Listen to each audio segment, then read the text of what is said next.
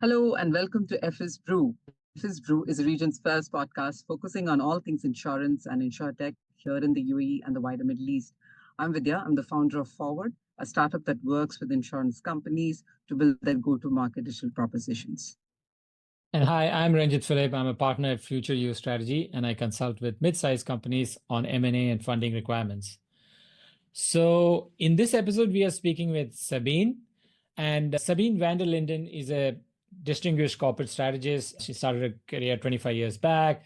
She's currently the CEO and managing partner of Alchemy Crew, a venture lab dedicated to accelerating innovation. And we'll dive into that during the conversation. Previously, she has co-founded and served as the CEO of Startup Bootcamp, the InsurTech version, and Hartford's InsurTech Hub Accelerator, where she played a pivotal role in mentoring, accelerating over 160 founders, contributing to raising $125 million in funding. So this is a powerful guest that we have on the podcast. It'll be fun.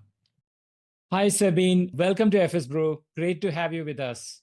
Well, thank you for having me, Renjit and Vidya. Perfect. So let's start off with a customary question that we always ask our guests to FS Brew. How did you get into insurance? Like many people, I guess, by accident, right? We don't often select to go into insurance, but I decided to stay by choice. I think what is interesting about insurance is the complexity of the risk dynamics and the different products that need to be designed today to actually fulfill the need of the new customers. We have a lot of Gen Zs coming to market, which are digital savvy. But whilst the insurance is trying to catch up to actually meet the needs of those new generation, it still relies on legacy system. So it needs and require a lot of change. And so part of the job is to manage that change resistance. Part of the job is about educating the industry around what is coming up and what they can do with it. Like I'm sure we are going to dive into AI and agentic AI. But we need to remember insurance is a powerful force for societal change and societal good. And despite some of the negative PR insurance is receiving, the distrust from clients in specific markets, there is still a lot to be done. So we are helping. I guess we need to help the industry by coming into it by choice of the move from inertia to really do what it promised when Lloyd's of London was created 338 years ago, which is delivering for the societal good. Perfect. Yeah, no, absolutely. We do seem to have, as an industry, a little bit of a bad reputation for being a little slow, but hopefully we will learn from you a little bit on what is cutting edge in this industry. Vidya, over to you for the next. Yeah. No, so you're obviously bringing that change that you said required through your venture lab model. It is slightly different from the accelerator that we typically find. So how does your lab model, which is Alchemy Crew, differ from your traditional accelerators? What's the benefit for the startups? And also, what do you look for in a startup when you decide to work with them? Yeah, so let's go back a little bit. So I ran two very well-known acceleration programs. So I built Startup Bootcamp InsurTech in Europe, which became one of the leading insurance accelerator in Europe. And I did the same in Hartford, Connecticut with the InsurTech Accelerator. So it was the Hartford InsurTech Hub. And within the hub, there was the accelerator. So a series of activity. And what we learned through building accelerators is first, corporates go into it to observe and learn.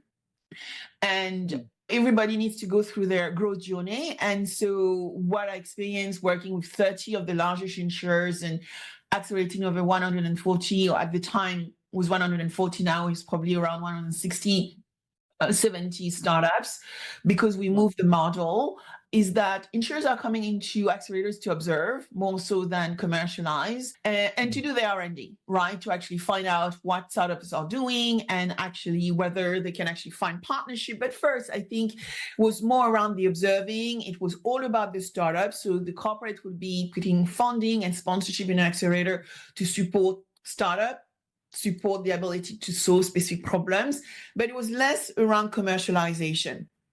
So I think what I've realized after doing accelerators probably for 5-6 years is that the one size fits all didn't work. The other part is the organization I was working with was actually wanting to productize accelerators and start building product themselves. So they were moving to the studio model and into the venture building, which I didn't think worked very well for insurers, because as we know, insurance companies are risk averse and takes forever to get anything done. And if they were going to venture build, I think they would do it internally rather than use external parties.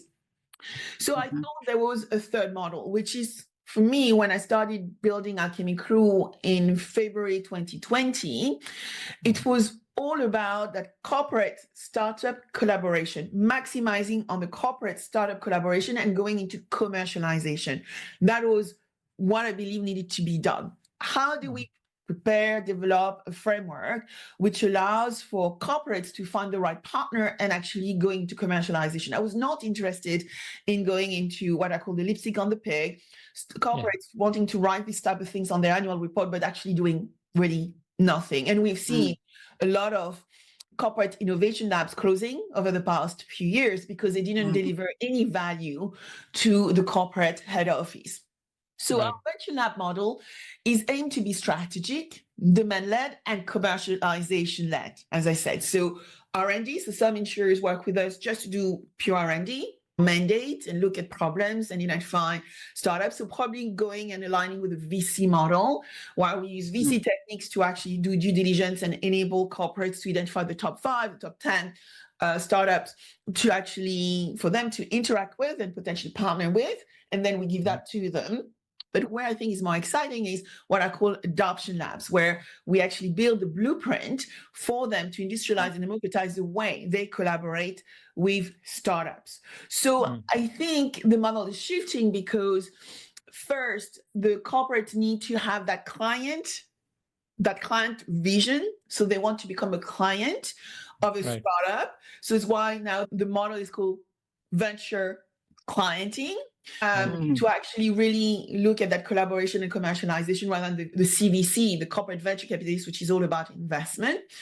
But then it's about co-designing market access pathways for, I would say, a corporate and a startup, so both of them being a partner, joint partner, and enabling them to do that and replicate that across a group, so a corporate across multiple business units. So for example, I worked with Zurich Innovation Lab since 2021.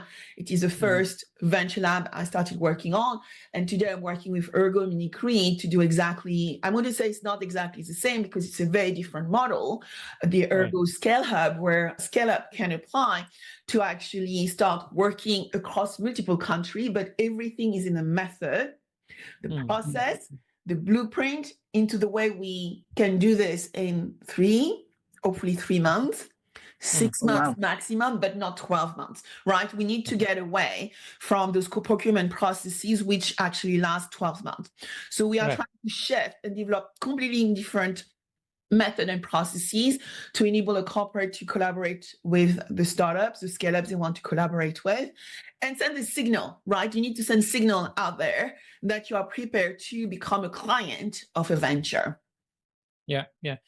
Curious to know, Sabine, what happens when an InsurTech approaches a corporate that you're advising?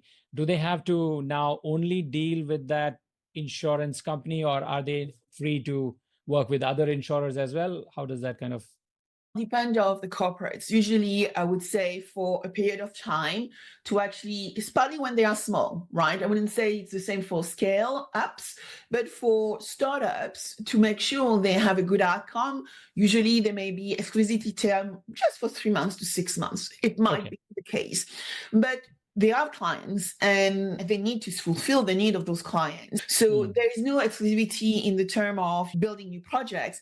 There are a little bit of exclusivity with potentially the problem they are solving with the corporate in question for a period of time to make sure that the problem they are solving for is successful so that we can go through that procurement process much faster. Because if a startup, we know that if we are actually focusing on too many pies, no pies gets delivered in the end of the day. Absolutely. No, that's a good point. The focus on the problem is the key. So we actually were speaking to some of the guys from the Zurich Digital Lab, and they mentioned that it's so tough to keep up with Sabine's startups. We try and keep up with her. It's good to know. It's why you have to actually get into a rhythm. So I do push. When I work on those labs, I'm usually going to deliver for 1 year. So I'm pushing the team to actually execute on the agreement. And yeah, for corporate, it's like a little bit of marathon, right? You are moving much faster than if you actually would do your day to day. But the outcome means that you become one of the few able to collaborate with startup. And while reading the book on venture client from Gregor Gimi, who actually built that framework at BMW Garage and actually coined the term venture client, which now we are using. For me, I've always used for the past 8 years, corporate startup collaboration, which are a bit longer, but worthwhile reading the book, which is Why Invest When You Can Buy, which is actually helping understand how corporate work and why corporate cannot do both, invest and collaborate. The better they become the best at collaboration and then leave the investing to different departments or to an external unit like a CVC. They are not mutually exclusive, but they are completely different models. And I think that is what also I learned over time, even though I think it's great when a corporate get value from investing. Often corporates, it's very difficult for them to mix the two and create value from the two. It takes 12 to 18 months, sometimes 24 months to get value from CVC. Whilst if you do collaboration with startups and you actually become a client from a startup and actually apply the framework, you should be able to get value within 6 to 9 months if it's done well. Which is so healthy, both for corporates and for startups. Correct. Yeah. And it's about, if you become a client, you start becoming more interesting as well to the investors, right? B2B startup, you are signing up your first clients. And so by demonstrating your product works and the big corporation and Fortune 500 are prepared to invest time and effort and money into your organization, you're more likely later to get the investing. Yeah, absolutely. Shifting gears, I think you mentioned early on, you talked about agentic AI, you mentioned it. We find that in our podcast, we can't handle more than 5 minutes before bringing in AI in some way. So here goes the AI question. Obviously, AI is all around us, and not seeing amazing examples of insurance companies that are using AI and transforming stuff, although there are a few examples here and there. Wondering if you are seeing some advanced pilots or examples of where InsurTechs with AI capability are coming to insurance companies, and what strategy should these insurers employ to adopt AI into their practices? Yeah, I mean, there are a lot of examples. Maybe it's about also understanding the insurance operating model, which both of you do, but where the opportunity lies would be in risk management, underwriting, or claims automation, right? So when we start looking at artificial intelligence, and partly this advent of generative AI, I think there are 3 buckets we always need to understand is, if we are dealing with repetitive tasks, we can automate, right? Chatbots are an area we are doing this. And so it's not new, but now you can have a virtual assistant, which could look human like Emilia, which is actually responding to a query. So somebody can interact with a near to real life human. The second part is, I think, augmenting. So for example, in our team, we use AI every day, whether it was text or video or picture. It's part of our day-to-day R&D research, but that's about augmenting. So you always have a human in the loop, reviewing everything, reviewing all the citation to make sure everything is correct. And I think the last bit is going to be about extending an extension of people's work across the full value chain. So where the opportunity is in insurance is first, in underwriting precision and claims. So some of the startup I've worked with, which absolutely are absolutely fascinating, including exponential around, for example, decision intelligence. You have Plank and Sixfold, which are focused on underwriting generative AI technology. Sixfold is more around underwriting accuracy, whilst Plank is about providing the underwriter with the information they need in a short period of time so that they can make complex decisions around commercial insurance. In claims, it would be around litigation avoidance, for example. A great startup called AI is all around using generative AI to provide the notes, but also to actually identify the risk of litigation for an insurer across a variety of products. So there are startups out there. Roots Automation is another one. So there are startups out there. I wouldn't say they are the thousands, because it means that they had to work on their AI model a long time ago, but because they have been in AI and now they can apply generative AI to what they have done around risk analysis, claims analysis, augmenting the underwriter, augmenting the claims handlers, they are actually at the forefront of the AI revolution. And actually, it's about anticipatory intelligence, right? Providing capabilities which allows an underwriter, claims adjusters to move from reactive models to real-time contextual insight. They are in the loop, right? Building the capabilities to actually enable them to solve problems for their customer faster, but also to actually make sure they win new markets better than others in the marketplace. Yeah, absolutely. We were talking to Marsh McLennan, right? And they talked about their Len AI kind of pilot. And they were talking about how they're using it in-house. So there are some companies which have adopted it faster than others. Yeah, but would love to see some more widespread adoption. I wonder if it's just we are, as an industry, supposed to be a little bit lagging behind the others in terms of technology adoption. Is AI also going to be like that? Is something to be thought about? Yeah, I think you would see that, I would say 85 to 90% of insurers today have AI pilots and generative AI pilot. Now, because of the risk aversion, how many have put this in production? Probably smaller group. But you have insurers who are moving super fast. You mentioned Zurich. Zurich is moving super fast in the AI field. And if you actually listen to a lot of the podcasts and a lot of discussions I've had with the Zurich team, they talk about agentic AI, and they talk about agentic AI governance. So they have Lisa Betchold, who is managing and leading AI transformation at Zurich, and also applying good governance framework to make sure AI is being implemented in the right way. Okay, great. Nice. Awesome. So what are the other challenges that you are seeing in the work that you do, especially from the startups having to get integrated into the established insurers? We spoke a bit about the corporate innovation, venture clienting, and so on. But it's rarely ever simple, that whole integration. Tell us some of the challenges, some of the patterns that you're seeing. Are they geography dictated, or are they dictated by the insurer's scale and ability? So I guess the challenge at the end of the day incorporates a structure, and that structure has been built over many years, right? Zurich is 150 years. As I said, Lloyd's of London was built 338 years ago. So you have a range of insurers who've been here for centuries, I would say at least for 1 or 3 centuries. And so changing behavior, or I would say compliance governance, is very hard. And the main challenge for me is always around going around the procurement, the compliance, information security, privacy policy. So when a startup works with a corporate, it's the first area we need to solve for, making sure there's alignment between the two. But then when you start looking at the corporate, and the corporates, as you mentioned, Renjit, speed of change vis-a-vis the startup wanting to actually move super fast, is definitely going into what I call clash of culture clash. And then alignment, so understanding KPI we are measuring, right? And so it's about being clear as to why we are going to that relationship and what are going to be the proof points for us to be successful, because corporates want to be stable, startup chase speed. And so that's where probably the venture client model become a bridge, right? I talk about the fact that we are bridging the adoption gap.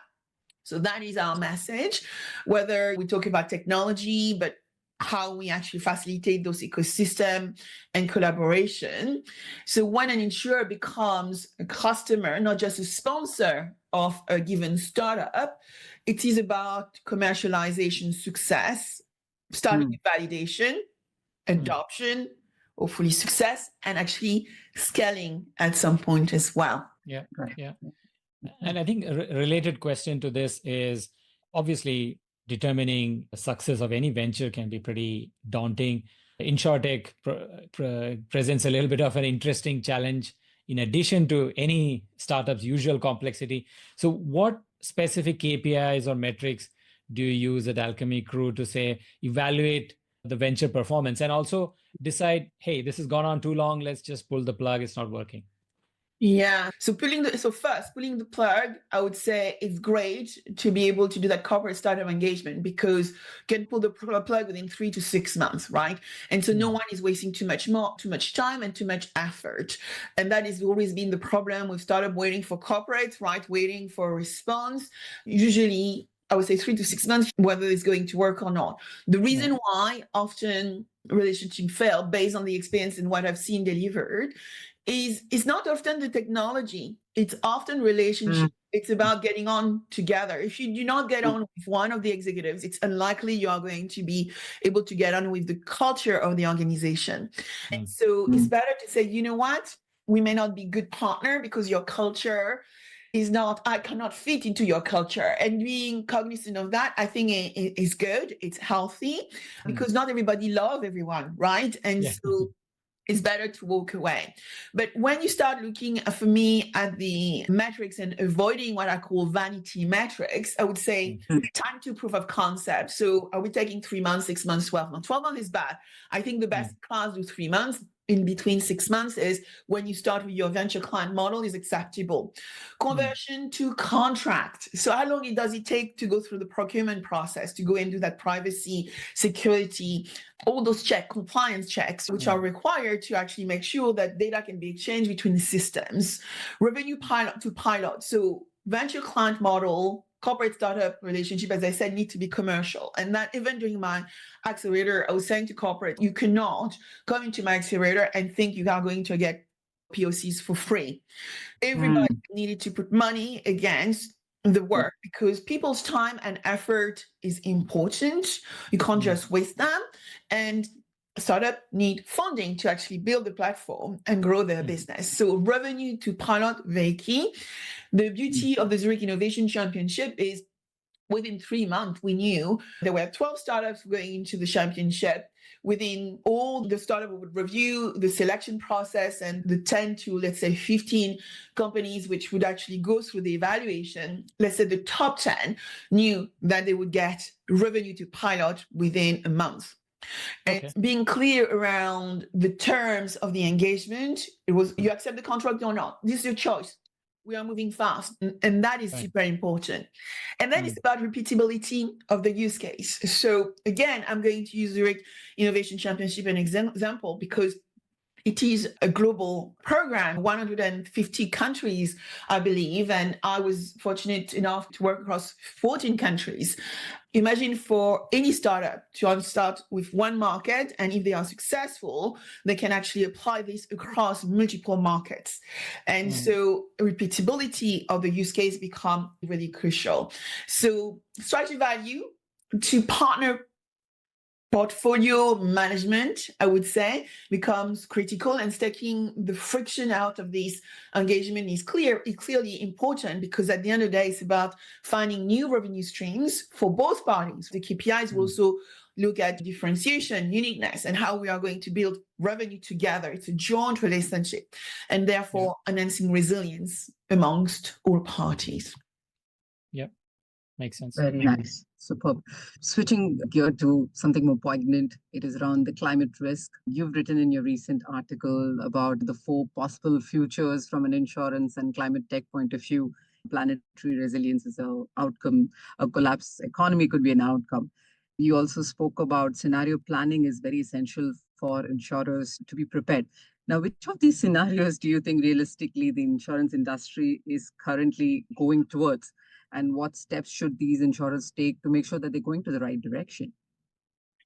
So I looked at 4 scenarios, right? And so 4x4 matrix approach, starting on the left bottom, protectionism, moving into the collapse economy on the right, going up, we go into planetary resilience, and then what I call the nirvana, right? Accessing an integrated model whilst facilitating market access.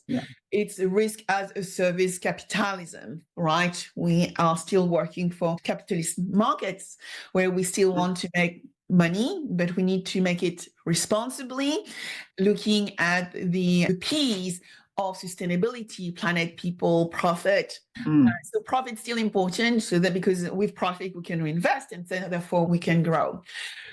The key is, I think right now, and we're feeling it, right? We are going into a period of protectionism, right? We see a lot of nationalism happening across the globe, a lot of uncertainty, and wondering what is going to happen next. And so what I would urge, I think, companies is to actually look at how we can start building planetary resilience and then start building risk as a service capitalism. But the one, I think, model which is the most imminent drift is a collapse economy. Unfortunately, whilst it's still market driven, it's fragmented. And the more fragmented we are, the least likely we are going to succeed to actually deal with the protection gap and finding new products and services serving the people of tomorrow. The more difficult we will see the ability for insurers. We are seeing insurers coming out of states, for instance, where they do not want to insure properties anymore because of the value of the risk. We're going to actually see insurance only for the rich. So we need to find the best way to make sure that with climate risk, we can still insure the vulnerable. And we do that without underpricing. Pricing are increasing 40, 50% in some states. It's not affordable. And so how do we predict and prevent risk and actually start looking at prevention mechanism to help people prepare better? How do we include some regulatory apathy? The regulator is always behind when we think about regulation to actually force. I would use the word force, cooperation to think for others and remember their societal duties. Europe is very good at that. And so let's see what happened in other industry. But I think what businesses need to think is that first step, which is a pivot toward that planetary resilience, where we can actually start using data ecosystem, better data, so therefore we can actually understand what we are doing better. So AI becomes really useful for that, so that we can actually start funding climate adaptation technology. So we move to adaptation, right? We often talk about risk transfer, risk management. Now we are talking about risk adaptation. We rethink the whole insurance model. So what insurability is going to be in the future. And we have to move from product to probably portfolio thinking as well. Yeah. And perhaps when you mentioned, obviously, California and Florida insurers are backing out, right? Wonder if government will have to introduce risk pools or participate in the risk or do things like that. I think you will see more of those. I think yesterday one of my colleagues shared an article where you start having the public-private partnership. And yes, California is looking at what we have in France. We in UK, we have the flood re, which is government-sponsored. So, if there's a flood, there's government involved. In France, there's a tax on insurance for protecting people who might be affected by major risks. So there's a tax. You have the insurance and then you pay an additional tax. And so that is where we go into now that the public-private partnership and making sure that we can cover the cost. And so there's a tax. And I think you may actually see that as well in California too. Yeah, makes sense. Now, shifting gears a little bit, going to the personal side, obviously you've moved from early days in corporate strategy to supporting entrepreneurship, and now you run your own firm. How has your leadership style evolved as you've transitioned from being that corporate strategist to InsurTech entrepreneur? Last year, I met a wonderful lady called Bit Shelette, who actually got founded by Bill Gates, Microsoft. And she used an interesting word. She said, I'm a growth architect. And I actually don't like the word strategist. And so for me, I'm probably an ecosystem architect. I actually I'm a bit of a connector, but also a startup champion, not only InsurTech, but startup, which are actually going to solve problems for my industry. So climate tech is super important for me today, as you would not be surprised. So for me, as I was probably earlier around, make sure we had good strategy, good planning, but also execution of that plan. Now I'm obsessed about unlocking potential. And so helping corporates, ventures, ideas to come to market. For example, a cybersecurity startup could do super well in insurance. It's just about translating the proposition for a market which may be much more technical in the way they communicate about what they are doing. So my leadership probably is more grounded into clarity, hopefully empathy, because we have all this AI, but I think we need that human in the loop, and then use artificial intelligence for improving our creativity, our decision making, our system thinking, right? Going back to empathy. And then I want to do it in an unapologetic, ambitious way, in the sense that not everybody will like what I say. I'm old enough now not to care much and actually do what I think is right to do and be strong when I think a decision is not right. That is probably going back to my French root, where we love debating. We love a good débat. And we know at the end of the good débat, we've learned something. We may not agree immediately with some of the points, but at least it gets us to think. And still being friends, but being able to be friendly with people we don't agree with is super important to me. So operate as a connector, a challenger, and hopefully a champion of my industry. And the companies wanting to work with it, I guess, would be me. Perfect. Sounds amazing. So you mentioned about climate tech, you're quite passionate about it. So things like climate tech requires a lot of regulatory involvement.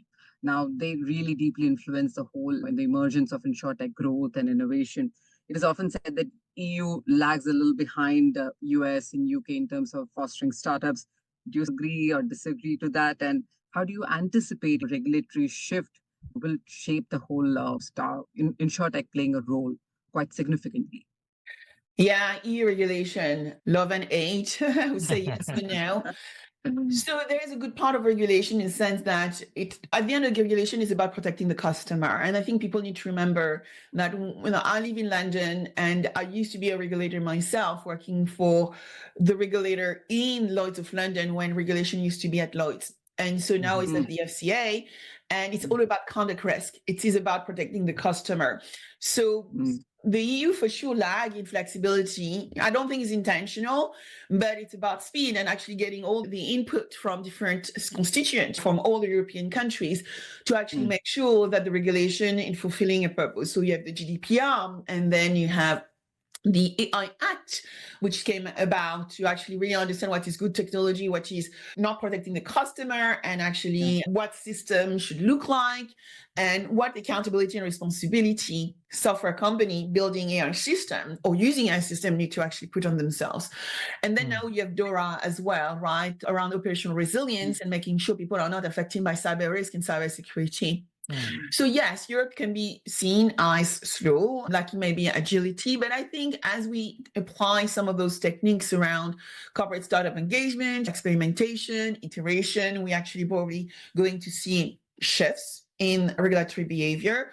But also, I think corporations are feeding into the regulator to actually help them make the right decision. Maybe we need a regulatory innovation hub where all the regulators come together to actually accelerate the way they actually come up with regulation. Again, moving from fragmented to much more integrated and collaborative. I think there are things to be done. But I think the next frontier for regulation needs to be outcome-based, not about compliance. And I've seen personally, even in AXA and a number of insurers, the way they actually do apply regulation, like governance, for instance, it's much more of an outcome-based partnership level within the corporation where constituents, employees are being told why actually they need to be careful, whether it's cyber or AI. And so I think compliance would be the wrong term for regulation. It has to be about outcome-based decisioning. It's about making better decisions. And I think anticipating how we can test new models, the next generation of models into sandboxes. So there's work to do, but still, hopefully when regulation in Europe comes out, for example, autonomous driving is in in the United States, is in China, it's not in Europe. So when hopefully the regulation is there, you will probably see everybody taking over and getting it done. It's just going to take a bit longer. Yeah. Now let's talk a little bit about DEI. In some parts of the world, it has become a bad word to use or bad acronym to use. How, I suppose, a couple of questions. Obviously, we are known as a fairly male-dominated sector. Insurance is.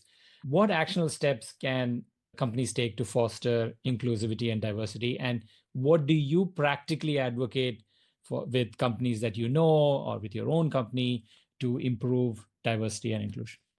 Yeah, I think the DI word has become a little bit a problem in specific markets, is because it's very hard to execute. And if you're forced into recruiting people maybe who are not able to do the job, it's a problem, because actually you are slowing down the ability of a business to grow. So I think we need to look beyond what we call tokenism. Just having people of color or gender diversity, just because we need to tick a box. We need to still to look for the best talent, and maybe in some industry the best talent still remain heavily men and less women. And I'm not saying it's right. It means we need to start again at STEM, at educational level, to make sure we're 50-50 and we are bringing the next generation with the skills they need to actually be able to take the jobs and take leadership roles and have those soft skills so important and required to become a leader. What I see is with the Gen Z generation, right?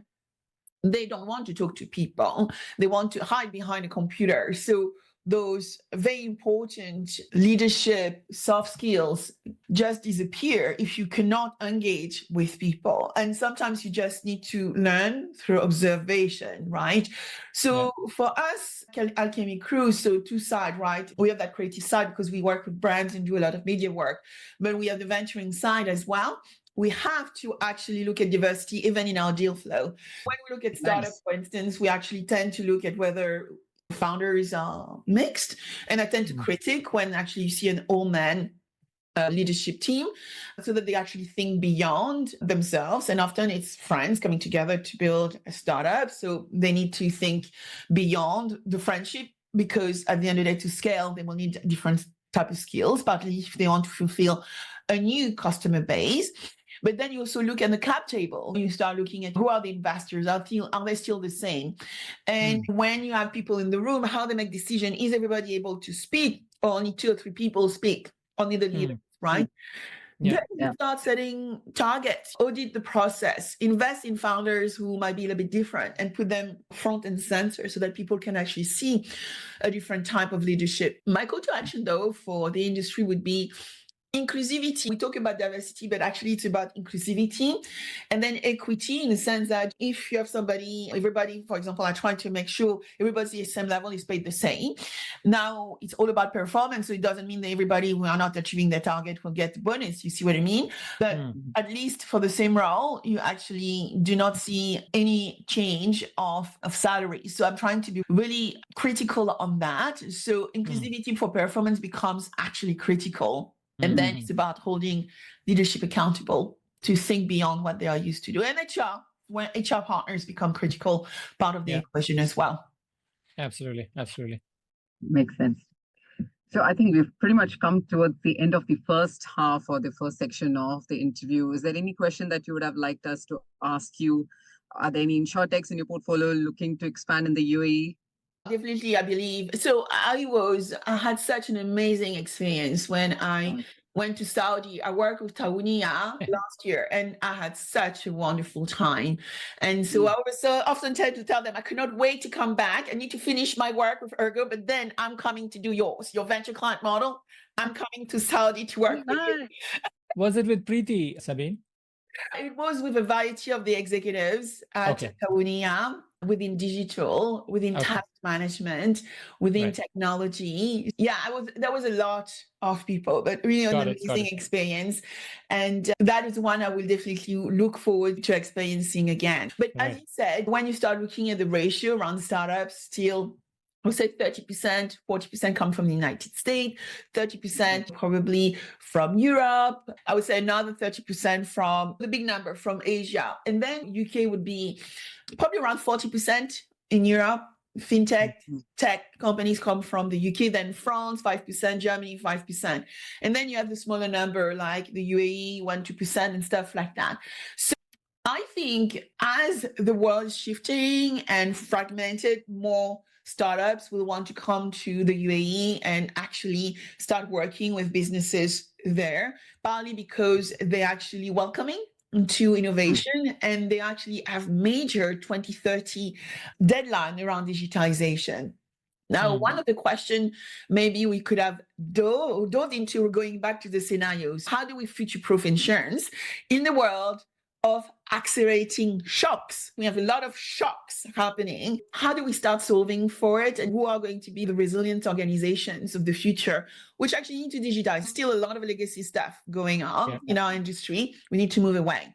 And when I start talking to insurers who, for example, live in Ireland, where it's direct to consumer, no broker, they don't have a choice. They have to go fully digital. So it's very interesting to start talking to insurers who do not have a choice if they are retail insurer in markets which are fully digital, where people do not like talking to each other or seeing each other face to face. We have a major issue in London. A lot of retailers, 40%, 50% share down from stock market. Why? Because they have all to close their physical shops in major retail areas, right? And so how do we prevent for that? How do we future-proof ourselves for the future and make sure our clients can still sustain themselves? I think it's going to be an interesting one to try to answer in the future. For sure. That's a thoughtful point you've left us on. I think what we will do now is go into our rapid fire segment, and we'll just take it between the two of us. And obviously the answer has to be in 60 seconds or less. That's the usual. Okay. If you're ready, let's go for it. Okay. One of your favorite books or more? Yeah. So I think everybody needs to read The Innovators Dilemma from Clayton Christensen, because it's still relevant, and it's actually more relevant now than before. Now, the book I'm reading now is Supremacy from Kapami Olson, author of We Are Anonymous, which is all about Sam Altman and OpenAI. Then the third one would be Invisible Woman, Caroline Criados Perez, which is going to be relevant for you, Vidya, because it's about living in a world of creating for men, G. And so therefore, how do you become more visible in a world where you have been invisible? Oh, that's a fine collection. Okay, what's your favorite hobby or pastime? Sitting soulfully by the beach. People know me when I'm gone. I just like a nice sea, and probably because I'm a Cancerian, I love the sea. I love to be soulful. And it is for me a way to be very strategic. It gives me the water, it gives me a lot of strength and stamina, and then allows me to write. I love writing by the water. I love the sun as well, and sitting on my chair with my hat in the garden. So for me, my pastime, if I could do that every day, Renjit, I would. You'd be very happy. Dubai is your place. Very happy. Dubai is the place for it. Yes. And alternative career if you're not in this current line? So I love writing. So what about war correspondent, telling untold story, and maybe we can be frontline for startups, right? And talking about the change they are bringing in this world. Wow, nice. Vidya, over to you. So who has been like the most, who has taken the most influence on your leadership approach? So I would say I have two. Michelle Obama, right? Compassion meets conviction, same color. And if you look at my vision board, there would be Michelle Obama, but then there would be another woman, Oprah Winfrey, because it's about teaching others in a fun way. And people call me often, I'm the InsurTech queen, but also the Oprah Winfrey of insurance. Very nice. So insurance leaders are able to talk freely and openly to you when you get them on the table. Okay, great. Which is a skill we are lacking in any case, because sometimes I get calls when we're on project, I get calls at 1:00 in the morning. Yes, executive can talk to me absolutely freely. And probably part of the passion was also running my own podcast, and it's a top 6 podcast in business and entrepreneurship called Scouting for Growth. So hopefully I've learned from Oprah how to also run a good conversation. Nice. What is the one personal achievement you're most proud of? So creating platforms, I would say, when you actually work in corporate and you have been a consultant and then you're actually learning new methods, whether you look at Startup Bootcamp or different accelerators have built, or what I'm doing, the goal is to build platforms, to build communities, to actually solve for the underserved, underestimated founders who are out there. I'd like to be a global player to actually bring the voice of those who are going to be the most relevant for the industry forward, so that the one who do not have time to do the research can actually find a bit more about those great founders. Right. So what's the advice you'd like to give to aspiring professionals who want to take up leadership role in short tech industry? Insurance is not easy. You need to have actually some energy to get into the industry because it's risk averse, so it's long. But we are trying to solve this with the venture client model. So I would say lead with courage, right? Build with purpose. We are in times where we have a lot of climate issues to solve for. And any new generation, talent gap is big for us. So we need to build with purpose. And never wait for permission to challenge the status quo, because otherwise we are not moving forward. Very nice. Sabine, we're feeling the energy. Thank you so much. Absolutely. That's a great way to bring this podcast to an end. Absolutely. Thank you very much for being here at FS Brew. Yes. We had a blast. We had a blast. My pleasure. Lovely to meet you, Vidya and Renjit. And thank you very much for having me. Perfect. Thank you.